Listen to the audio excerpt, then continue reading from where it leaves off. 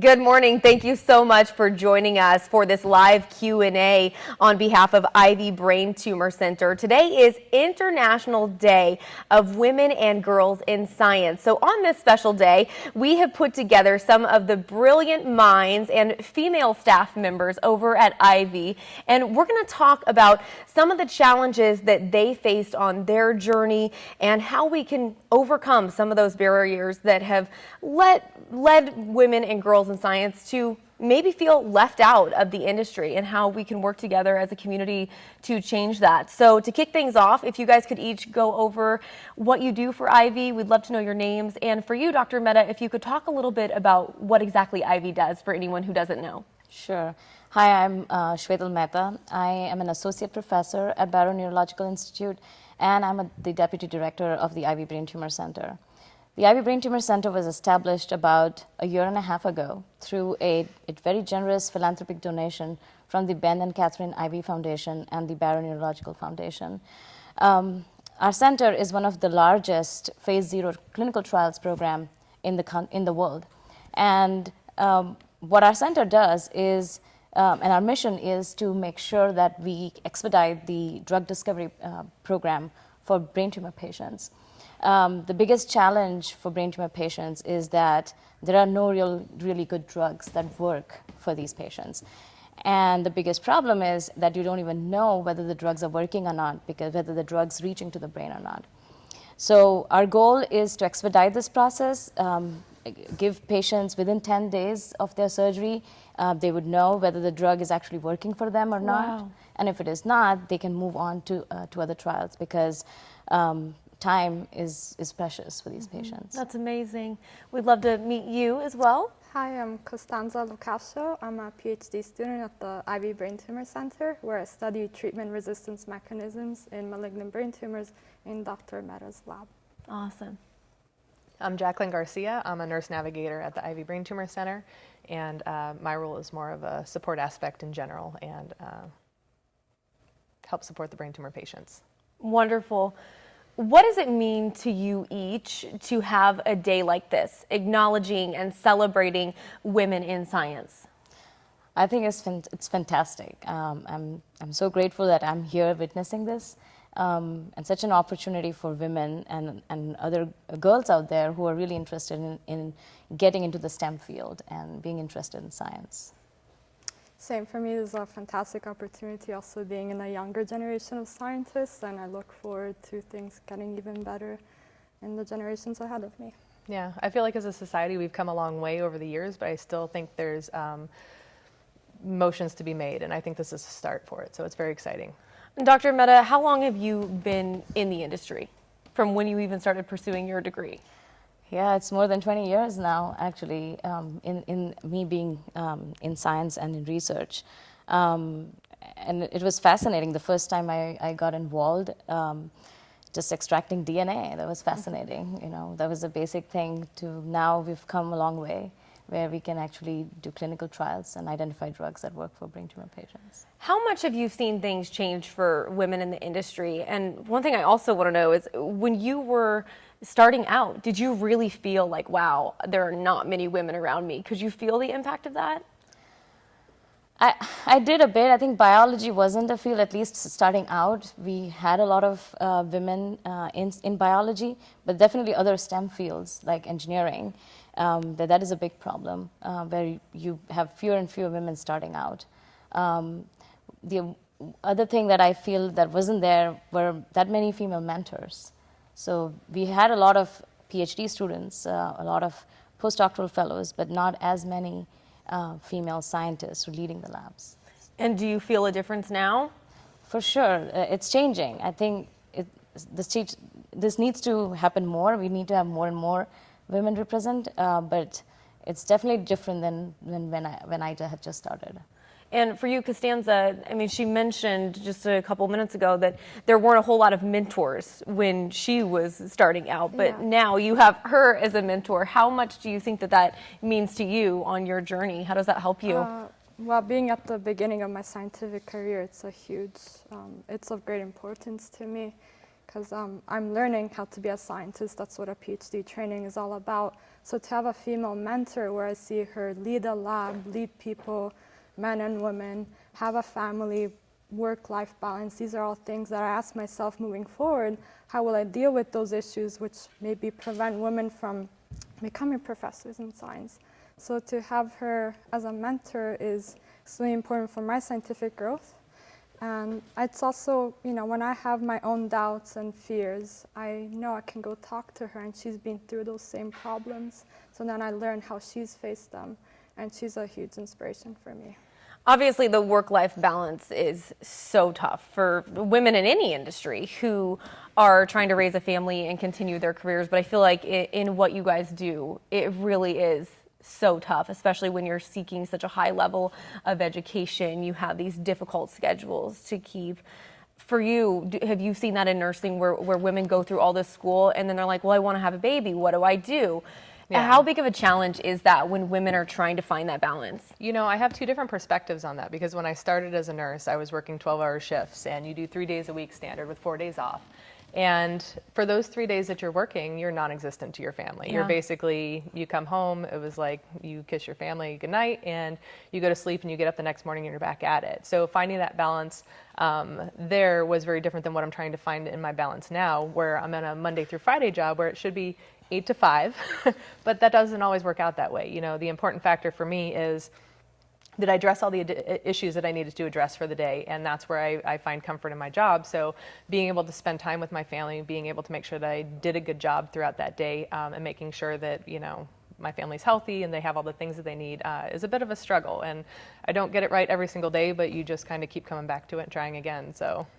And you have kids as well, right, Mm-hmm. Dr. Mehta? Yeah. What was that journey like for you? How many children do you have? I have one son, and the biggest challenge there was to decide what's the best time to have a baby. Is it during grad school? Is it after grad school? Do you take a break during postdoctoral fellowship, or once you become a PI and starting to run your lab? It just seems like there's never a good time. But the thing I found that, like, for me, what was helpful was support from my family. That was extremely helpful from my parents, from my husband, who's been extremely supportive throughout, and mentors who understood the importance of having that balance. Yeah, how did you make that work? How did you find time to even be with your child? Yeah, so there were some sacrifices to be made, but I feel that's where I've always emphasized on quality of time over quantity of time. Made sure I was there at all the right moments when my son needed me. But I think my husband definitely helped out at those times. And is he in the industry as well? He is. We are a two-scientist family. Wow. So it's got to make it tough for scheduling, but at least he has that understanding of what you're going through and what you're trying to accomplish. Absolutely. I think because he's been there, he understands. And he also has been a huge encouraging person in terms of where I am right now. I wouldn't have been able to do what I'm doing right now without his support. So STEM, science, technology, engineering, and math. As the nurse navigator, you've probably heard people say, well, nursing isn't technically a part of STEM. What's your take on that? So I actually had never really thought about this until the upcoming weeks coming up to this, and when this whole panel had been presented to me. And I went through the imposter syndrome at first of going, what am I doing on this panel with these amazing women? And the more I thought about it, the more I came to the conclusion that there isn't a single thing that I do in my day-to-day that doesn't have science behind it. And so I 100% agree that nursing is a part of STEM, and even if it's not recognized throughout all the industry as of right now, and I mean that in the science fields in general, I think it will be. I think this is kind of in its infancy, and that over the years it will start to be more recognized.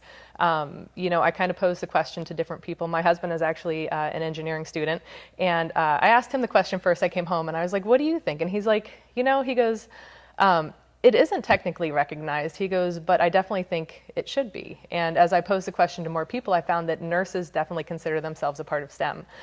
Some of the outside liars is where you got more of that controversy. So, you know, everything that nurses do is evidence-based, then it's behind there. And I went through some of the thought process of maybe it's not that, you know, when nurses go into their day-to-day, they're not necessarily going in and trying to develop something. They're going in and they're taking care of their patients, but they have to know what their drugs are going to do to their patient. They have to analyze everything that they're doing to their patients. You know, things as simple as how often do I turn my patient. I'll have evidence behind it, and they're doing those things based off of science. And I think in time, you know, people start to recognize how that role functions a little bit more, and it is very science-based. You said imposter syndrome, and Yes. that's something that we want to dive into. So for anyone who may be watching and you don't know what imposter syndrome is, let me give you a little bit of background here. So psychologists Pauline Clance and Suzanne Imes coined the imposter syndrome term in 1978 when they were studying successful women who believed they were not worthy of their achievements. Their definition was this: a feeling of phoniness in people who believe they are not intelligent, capable, or creative despite evidence of high achievement. And then these people also lived in fear of being found out or exposed as frauds. Like, raise your hand if you've ever felt that way. And why is that? And it seems like it happens more with women than men. It really does seem that way. Dr. Mehta, have you ever experienced that? Yeah, I mean, I still go through those feelings. It's That's not that unbelievable. and I think you just have to do a bit of reality check at times, you know, of what you've done, what you've accomplished, and run that through your mind to get back up and say, like, no, I think I've done this. Yeah, and she's and I deserve helping it. me go through it too, because sometimes for me, it's really crippling, the feeling of not deserving to be where I am, and always feeling that, you know, if I mess up or even if I do well, that's not good enough. So I often talk openly with her about her experiences, because I think having a conversation around it, realizing, yes, it's normal, this is how you go through it, and it's been... Yeah, and I've seen this increasingly with more with women than in men. I don't want to generalize it, but it definitely happens more in women. Why do you think that is? I mean, I've been trying to think about this a lot, and I don't know if it has to do with some sort of cultural upbringing that we all go through, or some subconscious level that we all absorb. Growing up, I never thought I would consider myself, you know, someone who thinks that we are not equal, right? I always was one of those people in my house where if they said a boy can do this, I wanted to do that as well.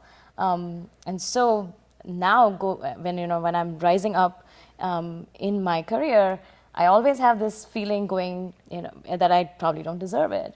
And more and more I think about it, it's some sort of a subconscious belief system that is coming out. But I think this is where more mentors need to encourage their trainees. Parents at home need to talk about this and make your daughters more confident, more self-confident, and trust themselves.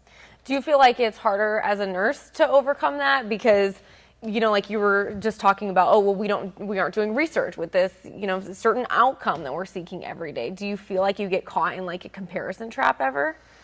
I wouldn't say necessarily like outcome-based or things like that, but I mean, I definitely think, I don't know if nurses experience it more so, but I agree with the gender difference. It's hard because I think about, because I grew up, my mom always told me, you know, whatever you want to do, you can do. So it's not like I had anybody buzzing in the back of my ear or anything like that. Exactly. I'm not sure where it comes from, but 100% as I was a nurse, you know, I started off in the ICU, which is very intense in general.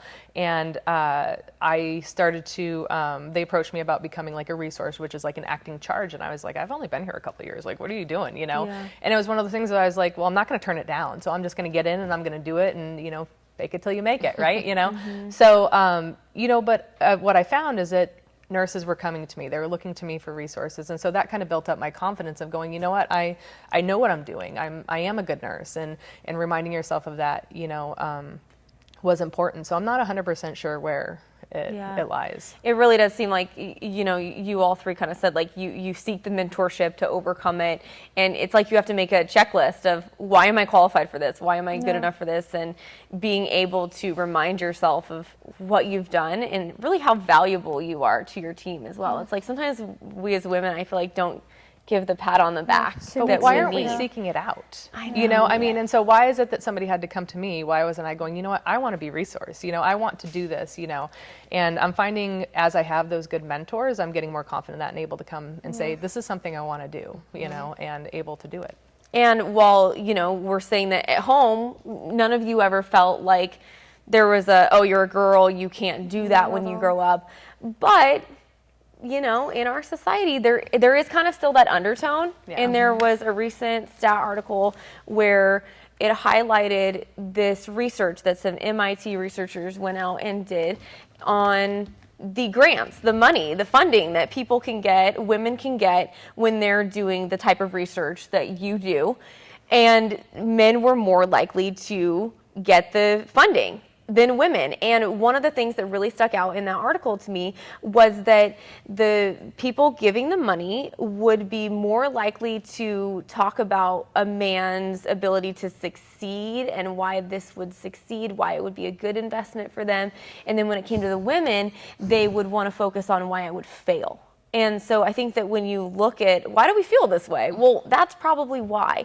Have you felt that way, Dr. Mehta? Like, I would have a better chance at getting backing for this project if I were a man? So I don't want to say, I don't think I've experienced that personally myself. And maybe I've not paid attention to it. It was a good thing.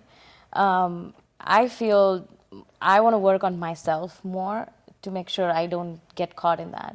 Right? I think I want to, be more self-confident, trust in myself. Think of, as you said, to make a checklist of why am I worthy for this, and go for it that way. But I agree with you because that statistics is true even when it comes to NIH grant funding. Because of that self-deservingness that you feel you don't deserve, women end up asking less money even than they ask even for grant money. And do you think that's because they feel like they can't ask for that big number because they would never get it? Or do they feel like they're not worthy of it, their work isn't good enough? I think it's both. At both those levels. And I think if you ask those women directly, I don't think you'll get that direct answer. But this is that underlying subconscious level belief system that's probably running in most of these women. Now, you've said too, you've seen it change. You've seen more women moving into the industry of science and the industries in STEM. What do you think girls who are interested in science, technology, engineering, and math, what kind of personality traits do you think that they should possess to move into these fields? Yeah, we were just talking about curiosity, persistence, resilience, right? Just being smart and enjoying something is not enough because science is a lot of hard work, entails a lot of failure, repetition, and that's not for everyone, right? We might be doing the same thing every single day for months. Right. So being persistent is probably key. And that was initially hard for myself. You learn science in school and you do well on a test, and that's not really what science is about. Because science is a lot of trial and error. Trial and error, right? Which can be hard if you're used to doing well in school, doing well in an exam, and then suddenly you're in the lab and nothing is working. And that's where maybe the imposter syndrome starts to come in. I'm like, oh, maybe everything I've done so far, I've been a good student, but I'm not good enough to be in the lab. And no, that's just the nature of being a scientist.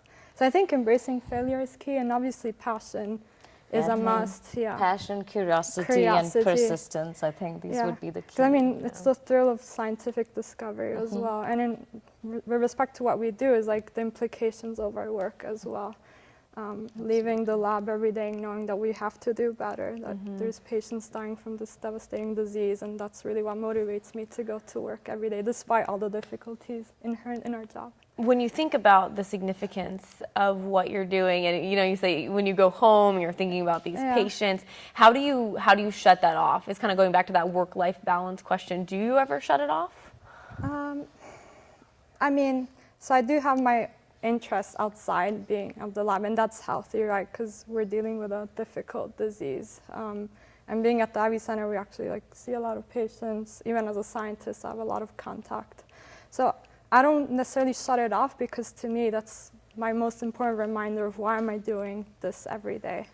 But I have my own interests, which at the beginning of my scientific career, I wasn't very good at balancing, work in lab and not go in lab on weekends and stay late nights, and that then didn't necessarily translate into being more productive. So then using Dr. Mehta as an example, she has a family, she has to be home by a certain time, and she has a son to take care of. And I was like, okay, so, I'll have a productive day, 9 to 5, 9 till 6, and then go home and do what I feel is a priority to myself, self-care. And I found that when I dedicate more time to myself, that's when I'm more productive in lab as well. Yeah, that's a good thing to keep in mind. It's like you have to have that time to yourself, that time with your family, if you're going to get the most out of your working hours, I feel. And Jackie, for you, I mean, you have the crazy hours, like you were talking about the 3 days a week when basically you're at work all day, you come home, you just tuck the kids in. Do you have any trouble shutting that down? Yeah. And how do you overcome that? Because I think that a lot of what keeps women out of this industry is exactly that. They don't want to have to choose between being consumed by it and having their family. So what advice would you give women for being able to focus when they're at home? Yeah, when I figure it out, I'll let you know. No? You know, it's one of those things that it's every day you have to figure it out, because my job's kind of constantly changing. Not every day is the same. Some days are more demanding than others. And I have a lot of patient contact in my day in and day out. And so sometimes those needs for the families and the patients come first before some of my office work. So then it ends up coming home. And so trying to balance that out a little bit better. So I try to structure my time a little bit better, make sure that I'm utilizing it well, make sure that I slot some time out for self-care is very important as a nurse as well, but, you know, also trying to figure out some of that family time as well. Like I say, every day, you know, is not perfect. And I think as women, you know, especially nowadays with social media, there's so many posts of, you know, oh, I made this perfect dinner for my family. And, you know, I mean, It's not real. My child's not Live on eating it. Brussels sprouts and stuff like that. You know, it's like, so some days if you get them to eat a hot dog, you know, it's okay. Like, as long as they ate, you're good, you know, and you kind of have to ease up. yeah, you can't take things so seriously all the time. And you just have to kind of, you know, figure out what works best for you in general. And so for me, you know, I have to find that balance of, was I truly productive in my day? You know, did I make somebody feel a little bit better in a difficult time? And that kind of fills my tank a little bit. You know, and going home is, you know, my house picked up, or, you know, my family happy, you know, is everybody fed, you know, things like that. Those are the important things. And, you know, I have a very supportive family in that regard as well. So I'm very proud of that. Good support system. Yeah. Costanza, your journey was a little bit different because you're actually from across the pond. Yeah. So I'd love to learn a little bit more about how you ended up here in the United States and then ultimately working at Ivy. So where exactly are you from? I'm from Italy. Okay. Yeah, so I did my undergraduate degree in the UK, in Bath. And so this is a story that spanned like 5 or 6 years. But essentially, I did my degree in molecular cell biology. And my degree was unique as in before your senior year, the university offered me a full internship year, either in a research lab in industry or in an academic lab. So my university had ties with Barrow Neurological Institute.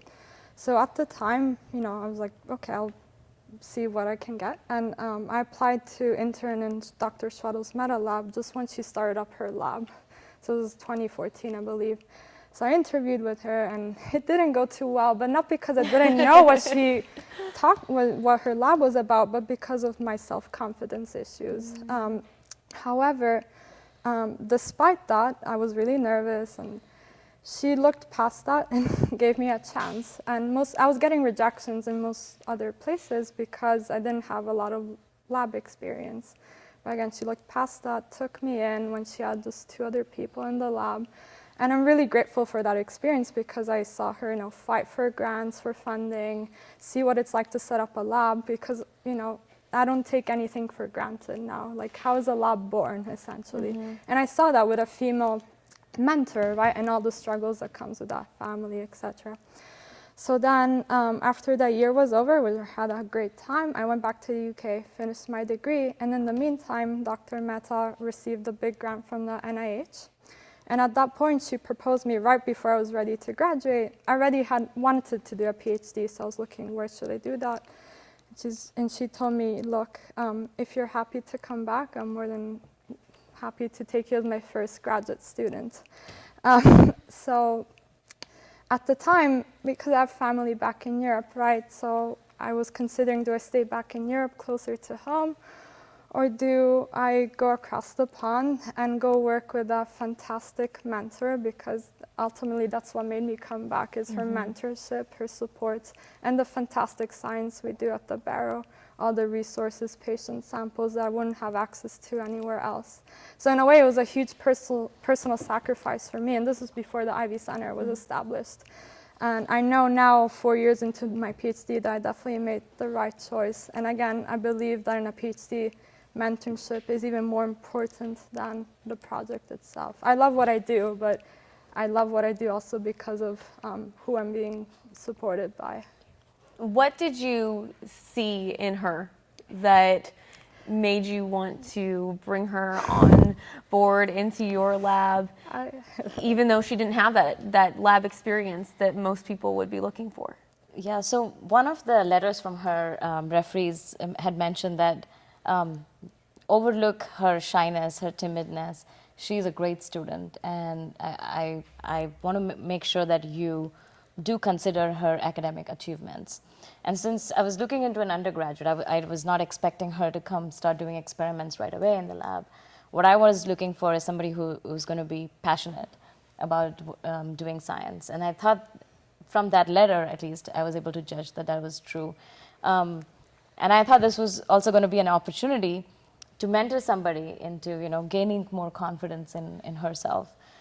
So that was one of the reasons for recruiting Costanza, and I mean, she's not disappointed, so she's been amazing. I'll second that.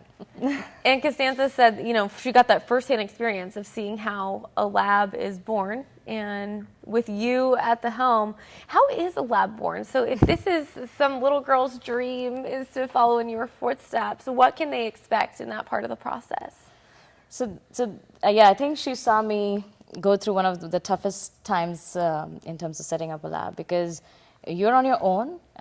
You have a room, an empty room. You've been given a pot of money, and okay, you have 3 years. Go out there, prove yourself, and we'll see after that whether we want to keep you or not. So you have 3 years. Wow, and no pressure. I was there during that time. So that was the time that, a year into that is after when Costanza joined. And I used to do experiments myself, which I don't get to do anymore. She taught me firsthand everything I know. Yes. So now I train everyone else. So we would do experiments together, get data, and then write things up to submit it for NIH funding. And so that was the process that she witnessed me go through while balancing a family that actually had, after 4 years of separation, we had finally been together. Oh, wow. Again. So you and your husband were in different states? We were in different states, and we used to do this 2-week back and forth. So the child would be with you for 2 weeks, and then with husband for 2 weeks? So he was with me for the first it was 4 years. So first 2 years is where I was doing the single parenting thing. Oh my gosh. Working a postdoc and making sure I'm picking up at the right time from daycare. And the next while running a lab, no big deal.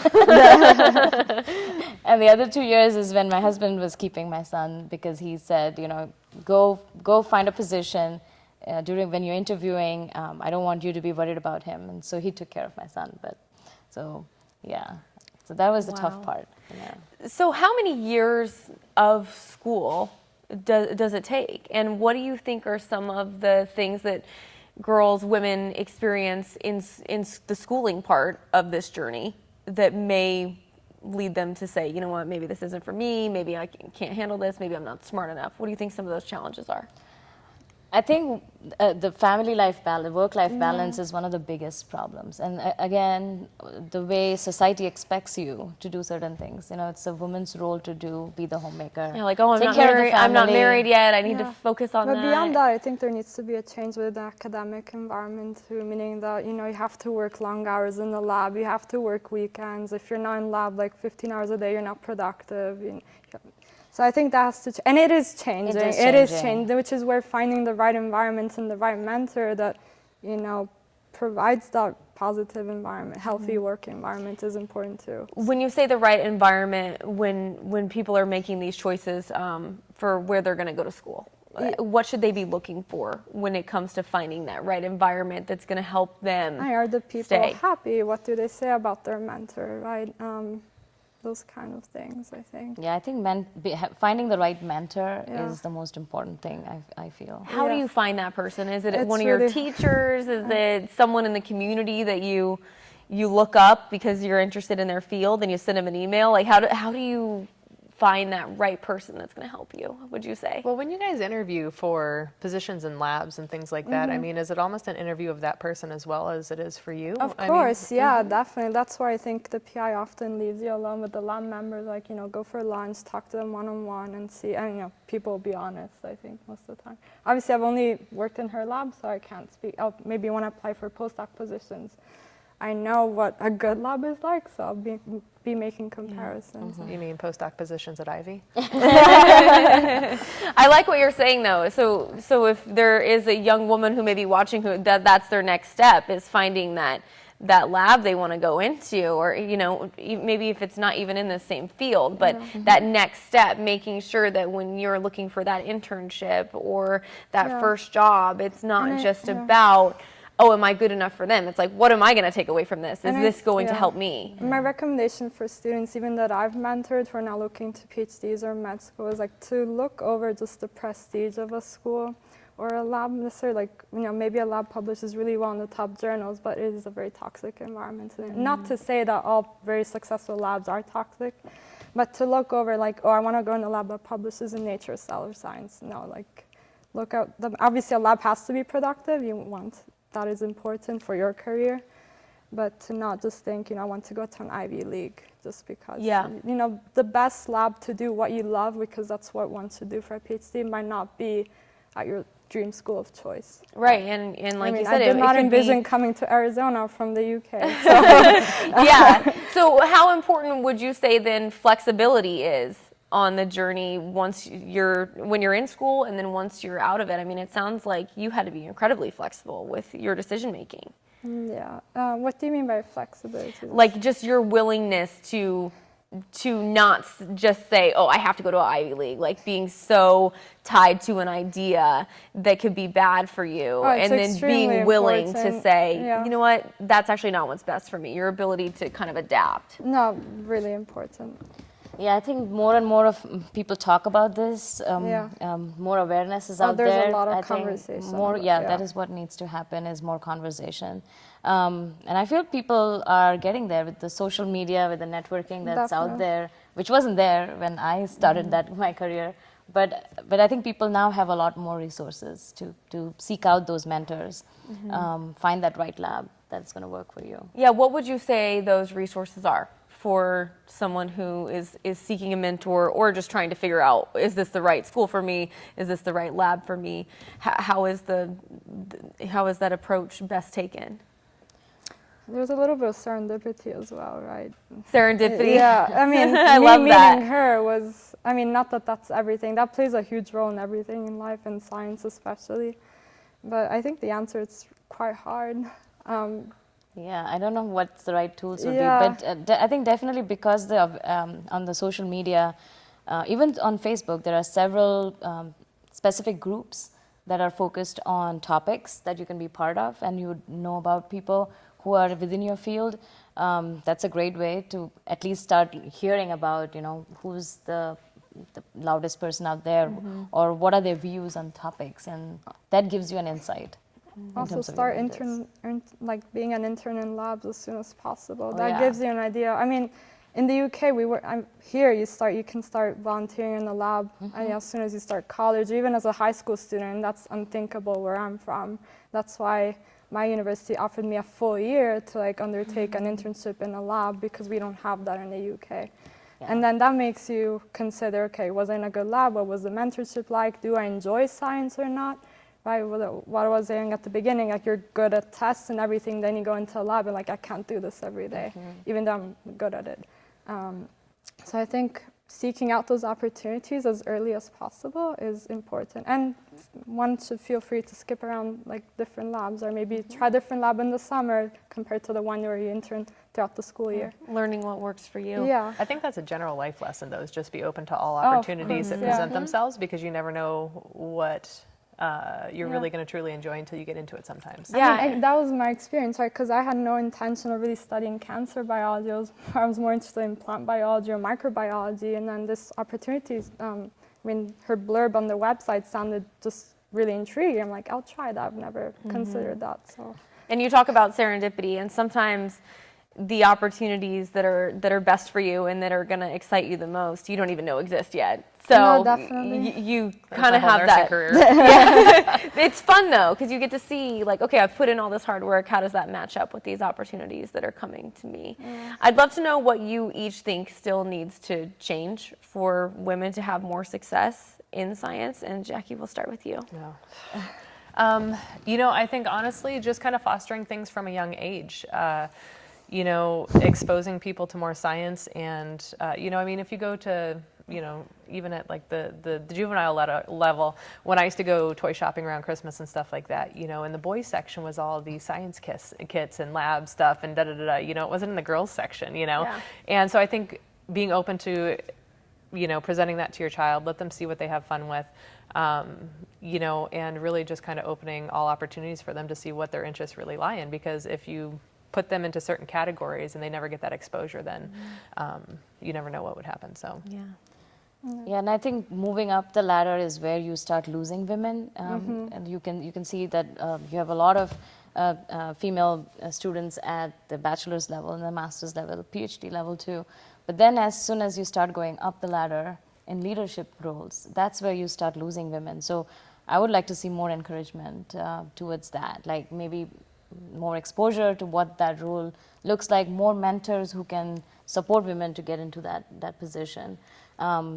And I think, again, supportive family, definitely. And starting early on in terms of teaching boys at home, you know, that you shouldn't be differentiating between what a boy can do and a girl can do. Yeah, it's very powerful. Yeah. It's very important, and I think that a lot of times we focus on telling the girls, but it's like it helps if the boys are on the same page too. Yeah, it goes a long way. And you mentioned the hours that you have to do during the schooling. Is that something that you think is changing rapidly? You mentioned that you think that it's getting a little bit better. So, I mean, in science, it requires sacrifice. At times, experiments just take that long. It just, they shouldn't happen every day. But I mean, science, if you plan an experiment properly and make sure you start early or on time and you don't waste time chit-chatting, which can happen, right? But I think experiment well planned is better than one where you just have to repeat something over and over because you didn't plan it properly. But I mean, it's slowly changing. I think PIs are talking about, I don't care how long you're in lab for, as long as you're productive and you get the results you plan for, that's all you need. Like, no, but she doesn't watch my hours, and, she trusts that I get done what I said. Yeah, so there's no micromanagement. No, you hired someone but then who you have there faith might be in. labs like that, which is where you talk to the people in the lab and see, are they there every day of the week, like till midnight? And then it's up to personal choice, right? Someone wants to be there till midnight, then, it's their, maybe they don't have a family. I don't know, it's like their personal choice, so. What advice would you each give to a young woman who wants to go follow in your footsteps and go into an industry in STEM? I would say be confident, trust yourself, and be persistent. So I would say no matter what your goals are, know that you're worthy of it and that you deserve it. And it's true that whatever you put your mind to is that you truly can accomplish if you really want it. So Yeah, follow your passion. And I would also say too is that as a society, we need to build each other up and support each other. And I'm a big believer in that other people's successes are your own successes as well. So, I always joke with these ladies and go, oh, you're just curing brain cancer, no Yeah. pressure, but, if they're successful, it makes my job successful too, because we're tied together in that line. And so I think just building each other up is very important. Yeah, So. what does that look like to you when someone builds you up? It's kind of like the 5 love languages. Like, is it words of affirmation? Is it flowers? How does that resonate with you the best when someone tries to build you up? Well, one, it's support. So my role is very different, obviously, than what these women do. And a lot of what I do now is support services, and, we're out in the communities, and, we're interacting with the patients, and just being that constant presence is very important for them in general. But these women are out there with me too, and so, Costanza was one of the first ones that started fundraising. We do a team for the National Brain Tumor Society every year, and she was the first one that came in and really truly started fundraising. At first it was just for us to, have fun and go out and be together.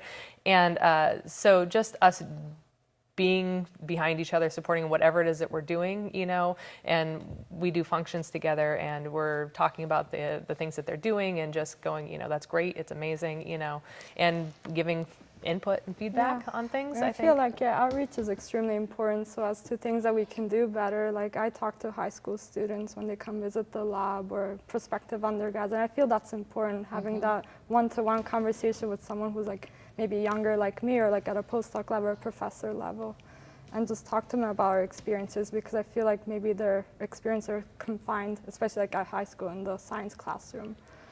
Right, I think giving them opportunities Oh, yeah, to be out definitely. there, be the face, you know, represent the center.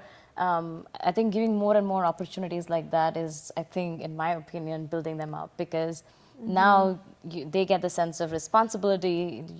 They feel confident if they've been really, you know, they've done a good job out there. So in addition to everything that they've said, I would think that would be one more thing. And being in a position where you get to say like, okay, I'm giving you this responsibility.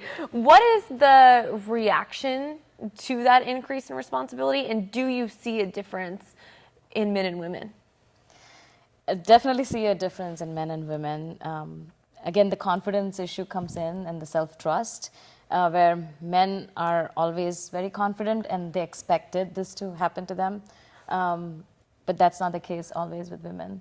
But then I can see in both cases that giving them more responsibility builds them up, you know, makes them more responsible out there. Yeah. Can you talk about a specific time that happened to you where you're like, okay, this is mine to own, and kind of your reaction to that responsibility? Can you think of anything? I mean, there was a time, I think, when Shwetal was like transitioning from leading her lab to becoming deputy director at the Ivy Center, where there's a lot more responsibilities on her end. And I think I was not left because she still helped me tremendously, but manage all the projects in the lab, where we have different technicians, different trainees in the lab, and I was kind of planning their day, helping them out a lot. So kind of not stepping into her role, but seeing what it is like to train people myself and make sure that projects move forward, and then I'm accountable to her. Then obviously now things have changed. Our lab is much better structured. We have fully transitioned into being the Ivy Center. But I think that huge sense of responsibility, I was like 23 at the time, was overwhelming. But then at the same time, I could do it. And that was a huge confidence boost for me. Because at the beginning, I'm like, I'm not sure I know what I'm doing. But she had that trust in me. And I think that's the thing. She has an enormous amount of trust in me that I'm really grateful for. At the beginning, I felt I wasn't deserving of it, which again comes down to the problem of imposter syndrome. But then I thought myself, I admire her so much, like she must be doing it for a reason if she trusts me that much. And how many people are working in your lab?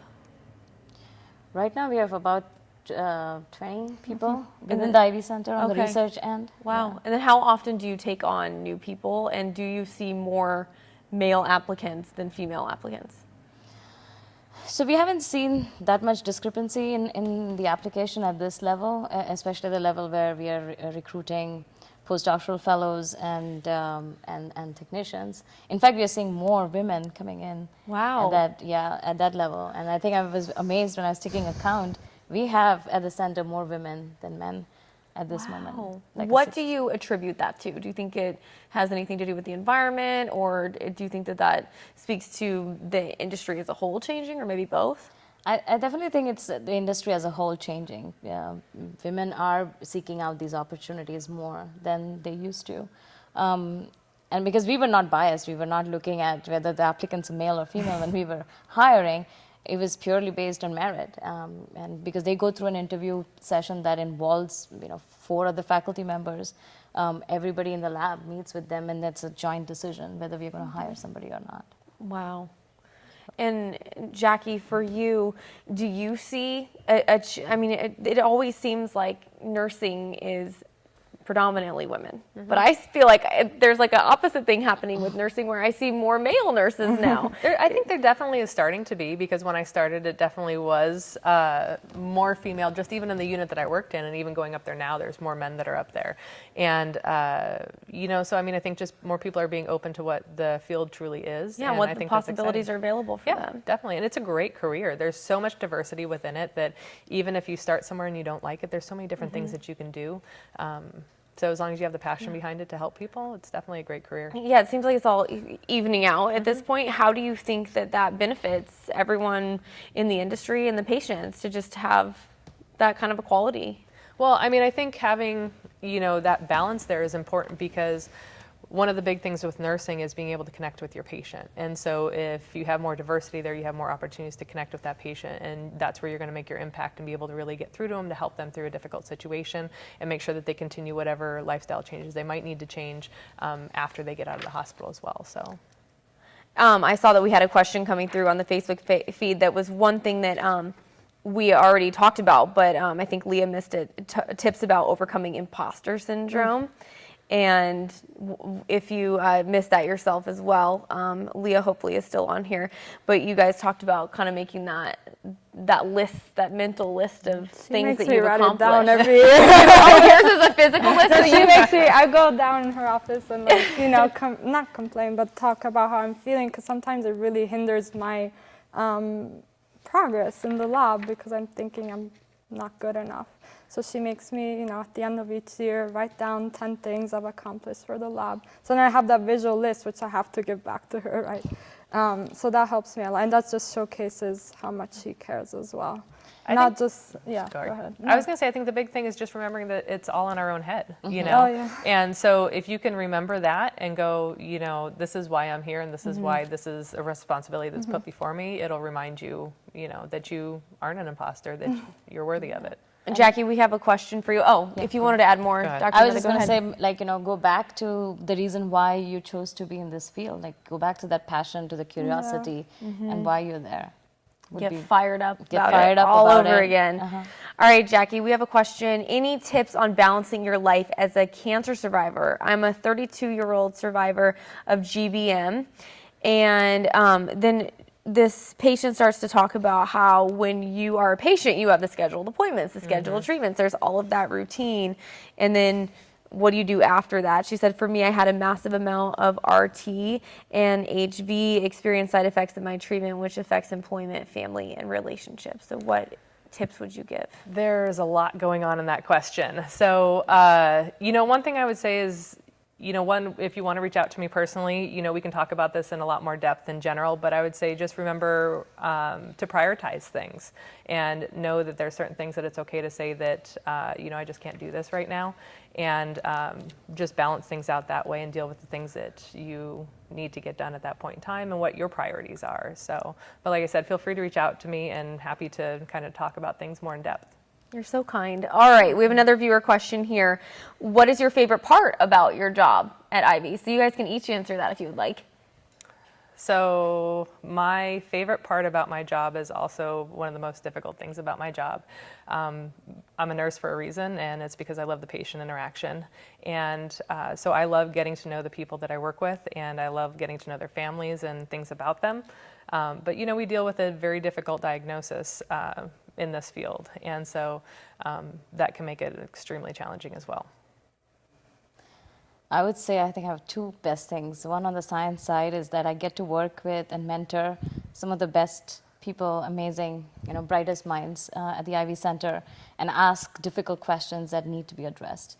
And on the other side, I think I'm so glad that I'm part of this effort, which is to bring forward new therapies for brain tumor patients, and it's something that really needs to be done. So those are the two best things for me.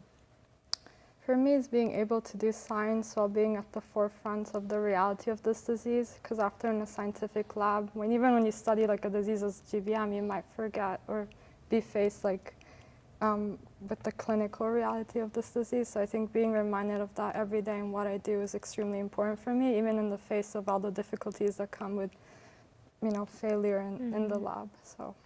Do you get one-on-one time with patients when you're in that lab setting? Not in the lab, but outreach events. Okay, so there's an often, outreach yeah. component of Yeah. it? Okay. Which happen quite frequently. Yeah, how does that affect you when you see a patient up close who's suffering from something that you guys are diligently trying to fix for them? It's difficult, and I'm amazed at the generosity and faith they have in what they do. They believe there's hope, and they think I'm that hope, and I try my best to explain the work we do in layman terms. That's also an important part of being a scientist. Science is complicated, there's a lot of jargon, and able to explain the importance of what we do and how we're doing it and how we're different than most other labs in terms of the approach we're taking, I think is important. You are that hope. No. I think that's the best part of being at the Ivy Center. Yeah. I think it brings you back to reality. As scientists, we are normally in the lab, looking at our flasks and tubes and not really paying attention to really what's going on. And this, meeting the patients, knowing about them, the struggles that they're going through is a reality check. Like, okay, get back to work and focus on what you really need to do. So I think it's doing meaningful science. For some people, that may be the hardest part for them. Maybe, they don't know if they can emotionally handle that. Do you have any advice for kind of overcoming that aspect of it? Because while it is powerful and meaningful, it's also incredibly difficult. It is. I think it's not as difficult as what Dr. Sanai. Yeah, maybe you should give the advice on that. On this Because one, feel the one-on-one. emotion. If you don't feel the emotion, especially on my side as a nurse, if you don't feel the emotion, then why are you here? Yeah, what's the point of any of it? Exactly. So you have to be able to connect with people. So, there's plenty of days that I cry at the end of the day. There's plenty of days that I cry in the middle of the day, and it's because this is a difficult disease and it's heart-wrenching to see what these families go through at times, but that's also why I come back every single day. So, so don't be afraid of the emotion. It's okay to feel it, and that's also, I think, how you process it. So. Yeah. Oh my gosh, it gives me chills to think about. I mean, what you guys are doing is so important. Jackie, I want to touch on one more thing that you mentioned earlier. You talked about fostering in children a love for science, so making sure that they're exposed to it.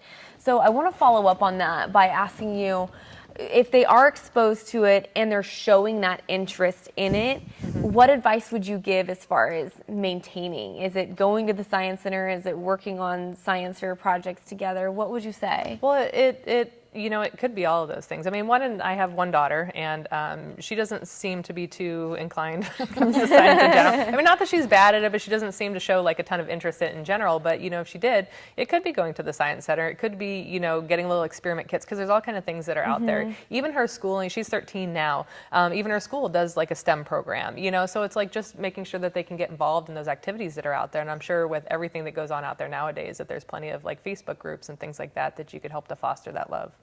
And how old were you when you realized that this is what you wanted to do?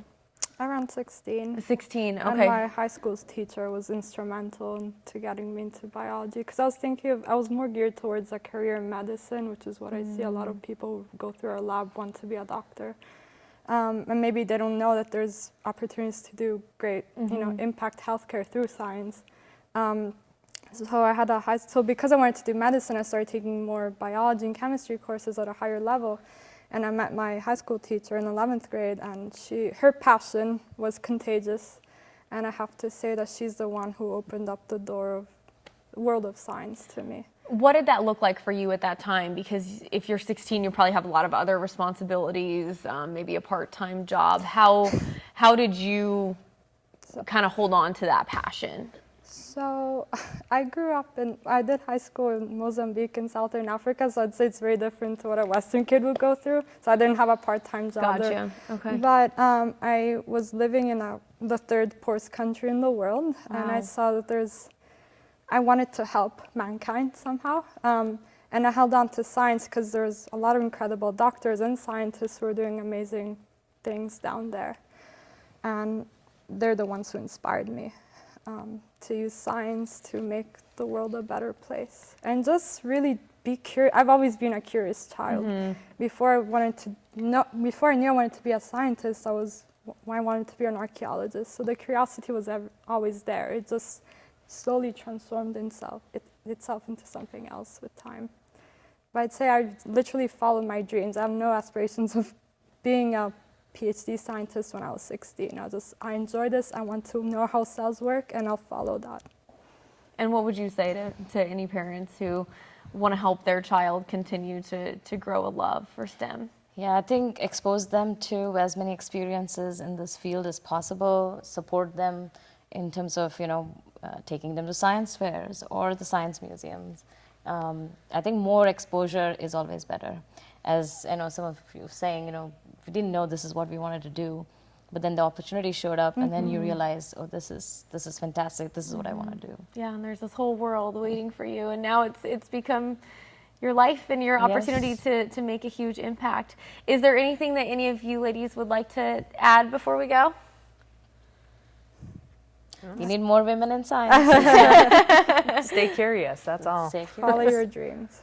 Well, thank you ladies so much for speaking out on what you've been through and how we can help more women succeed in science. And thank you all for joining us. You can continue to leave some comments and questions if you would like. So again, thank you so much. And yeah, more women in STEM on the way as we speak. Thank you, ladies. Thank you. Thank you. Thank you. Thank you.